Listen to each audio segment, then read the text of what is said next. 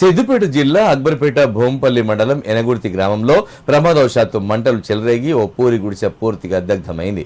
ఈ ఘటనలో గుడిసెలో ఉన్న సామాగ్రి అంతా అగ్నికి ఆహుతైంది. స్థానికులు వెంటనే స్పందించి మంటలను ఆర్పేందుకు ప్రయత్నించినప్పటికీ అప్పటికే గుడిసె పూర్తిగా కాలిపోయింది.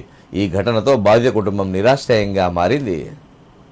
ఎనగుర్తి గ్రామానికి చెందిన ముత్యంపల్లి లావణ్య అనే మహిళ నివసిస్తున్న పూరి గుడిసెలో ప్రమాదవశాత్తు మంటలు ఎగిసిపడ్డాయి. మంటలు వ్యాపించిన సమయంలో లావణ్య ఇద్దరు చిన్నారులు మాత్రమే ఉన్నట్లు స్థానికులు తెలిపారు. మంటలు వ్యాపించడాన్ని గమనించిన ఇద్దరు చిన్నారులు గుడిసె బయటికి పరుగులు తీసి అరవడంతో స్థానికులు అక్కడికి చేరుకొని మంటలను ఆర్పే ప్రయత్నం చేశారు.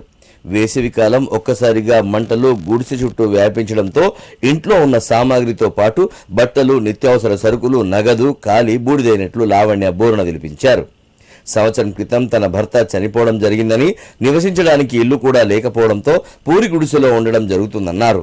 నివాసం ఉంటున్న పూరి గుడిసె సైతం మంటల్లో కాలిపోవడంతో రోడ్డున పడ్డామని కంటతడి పెట్టారు.